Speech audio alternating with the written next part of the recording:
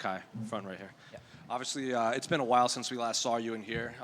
I think you famously said they're giving the title shot to the wrong Kai when you won in Perth. So I guess, how's life been since then, and how long have you known this fight was happening? Because I think a lot of us assumed you would probably be on the Miami card, but instead you're fighting here on International Fight Week. Yeah, kia ora. Awesome to be back here in Las Vegas. I guess waiting patiently has paid off. When the UFC kind of said, you're not on that Miami card, we're going to push it back. I had a feeling that something bigger was happening, and awesome to be here International Fight Week and to get rewarded, for my hard work and everything that we're doing in this division. Me and Pantoja are co-headlining one of the biggest cards of the year because they know we can deliver for the fans, and we're going to go after it. We're going to scrap, nothing but respect to Pantoja, but I want to take his head off, and I'm not leaving Vegas without that belt. I'm sure you heard the rumblings of them re-signing Kyoji Horiguchi. Was any part of you just like, oh no, this is going to happen again? Like, they're going to give my title shot to someone else? I can't control any of that. I can only focus on myself. And what I've been doing since, taking, not fighting, is just getting better. I've stayed in the gym since pretty much the end of last year. When they gave that title shot to Kaya Sakura, I thought, okay, I'm surely going to be the next guy. I even DM'd Pantoja after the fight and saying, bro, you know who's next. Let's do it. And then, he's a man of his word. He said, yep, I want to do it. I want to test myself against the best guys. And, me beating Steve Ercik in the first round just put me at the top of the list every time you had a conversation of who's the next guy.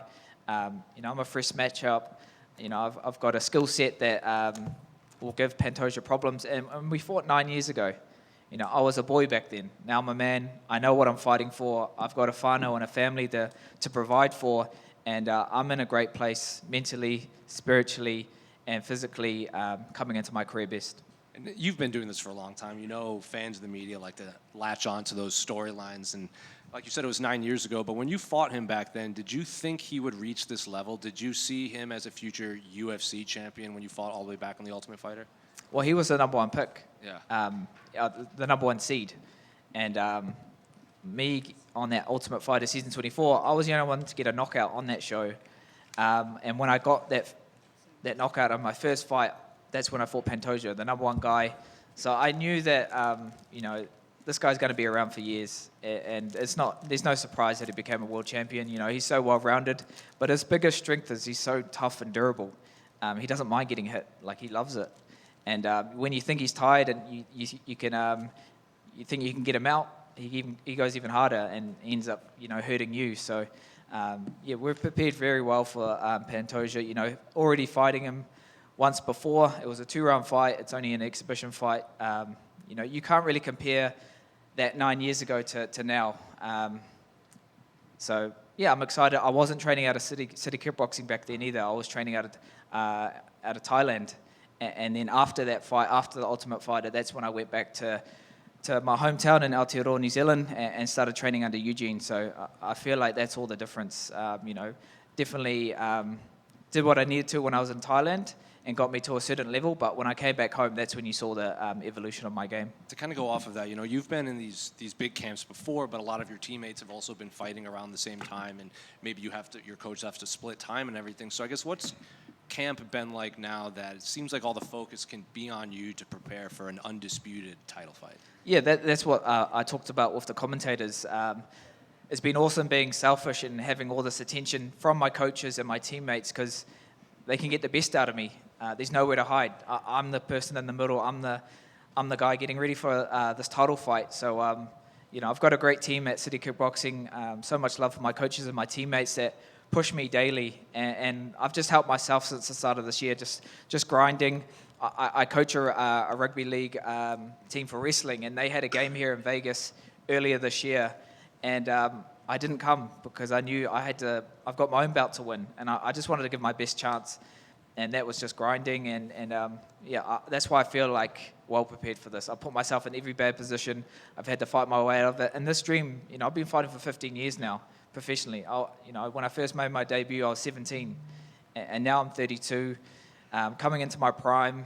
And I'm coming into my career best. So with all that experience, the highs and the lows, the setbacks, the learning curves, I'm still here fighting, and I clawed my way back to a title shot. So I'm excited for the challenge. Nothing but respect to Pantoja, but I'm not leaving Vegas without that belt. And in another interview, I heard you say something, I think the phrase was like, you sometimes watch your own work when you're fighting, like you'll land a big shot and you might, I was going to say, like, what exactly did you mean by that? But also, like, Pantoja seems like a guy you can't do that to, because even if you land flush, he's probably going to keep coming forward. So I guess what's it like preparing for someone like that?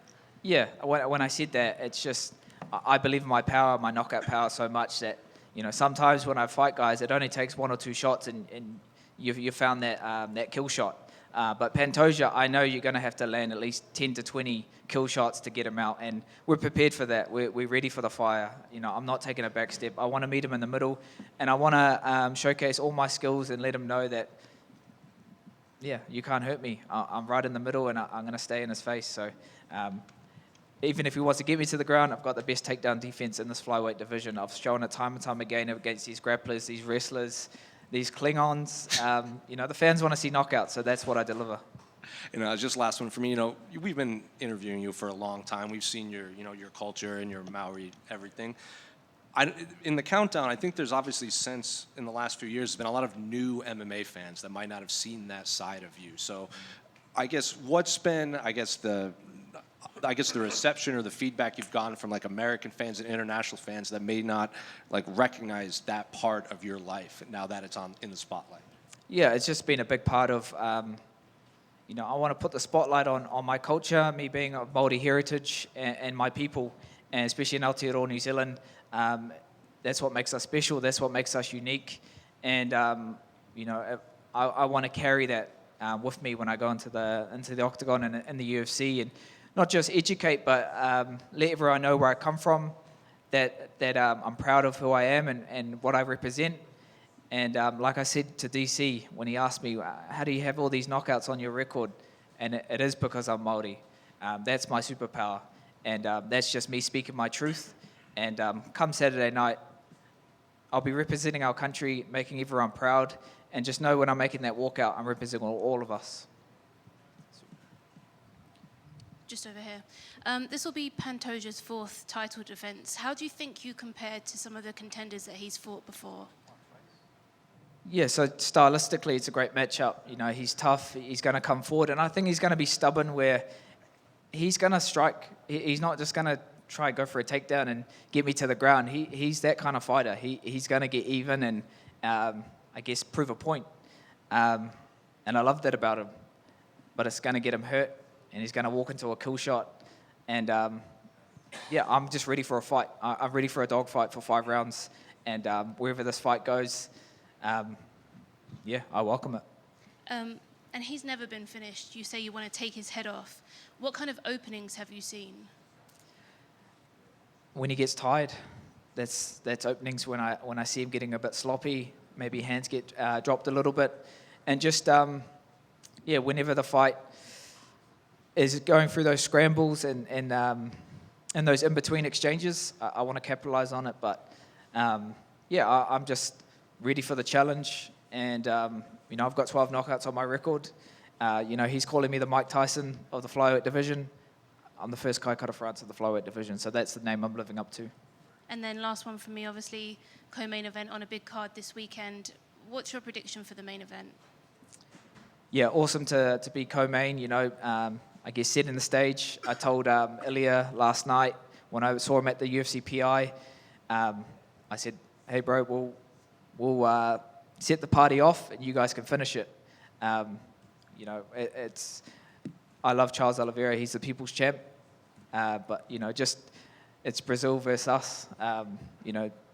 We're taking on these guys. And it's just exciting. So I feel like my heart says Charles, but my head says Ilya. He's got one of the best boxing styles in the UFC. Pound for pound, one of the hardest hitting fighters in the UFC. So, I can't really pick, but there's your answer. Kai back here. Yep. Kai, you did an interview talking about growing up as a kid, that you were bullied and the emotional struggles with that. What would young Kai Kara France think of the man up here today about to challenge for the world title? Yeah, just that young, vulnerable, helpless kid that was getting picked on for being the smallest in this class. Just proud of how far you've come, not just as a fighter, but as a man. And yeah, just, look where we are, fight capital of the world. 15 years I've been fighting, and I was born to do this.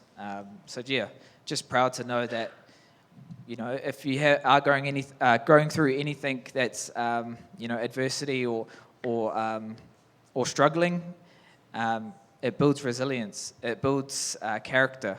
And my whole fight career has been like that. I've had to fight for this. And it hasn't been smooth sailing.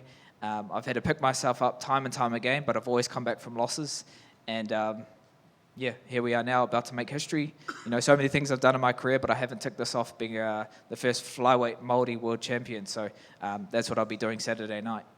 Maybe not every young person will grow up to be a professional fighter at the highest level, but would you have any advice to any young person maybe going through it like you were once upon a time?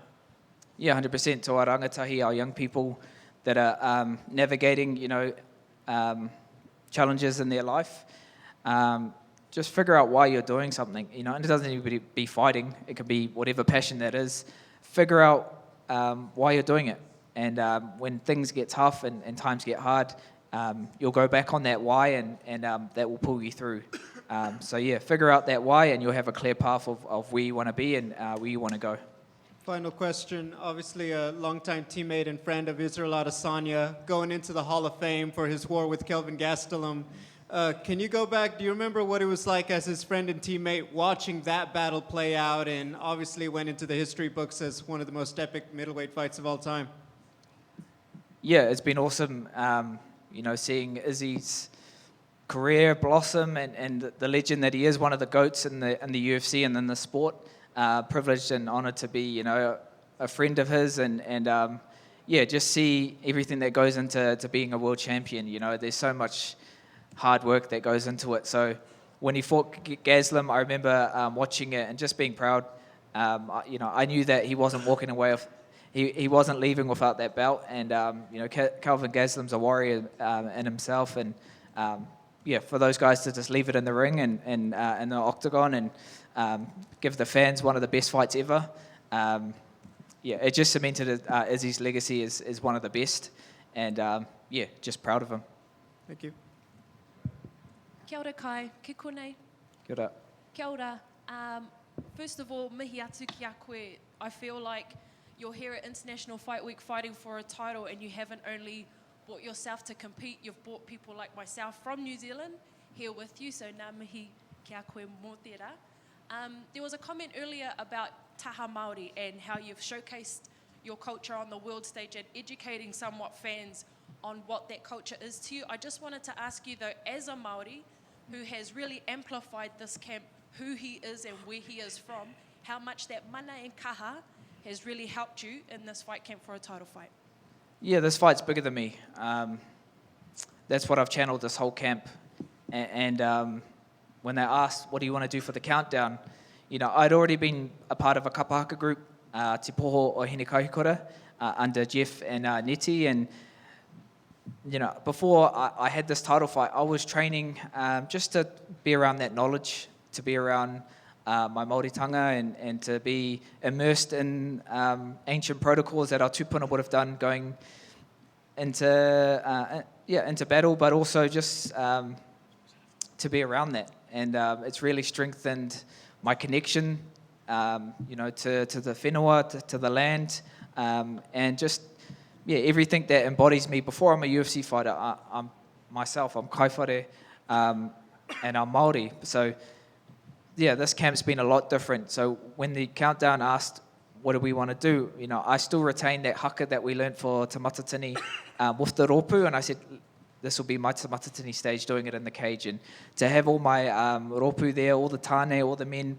beside me, just showing our culture on this world stage and giving us the spotlight and the platform to do it the right way and do it authentically.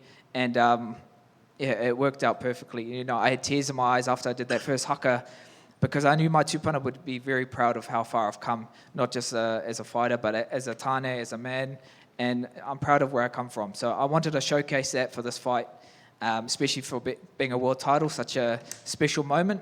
And it's been awesome to just feed off that Modi, that life source, and give it everything. And I'm just here, I can't be anyone but myself. And I'm not speaking to the world, I'm speaking to my people. And that's the only voice that I'm trying to reach. Because, it's important. It's important to be proud of where you come from and just be unapologetically Māori. And especially in the day and age that we're living in, especially in Aotearoa, with everything going on, there's no better time to stand on your mana and embrace it. Mauri ora, bro. Mauri ora. Kia ora kai. Tuatahi ake me mihi ki a koe. E noho nei hei kai whakakanohi i te iwi Māori i a Aotearoa. Ko tahi anake taku pātai ki a koe. Kua ara rānei te mata hi taua. Ko ara te mata hi taua. Kia ora, bro. Mauri ora. Cheers.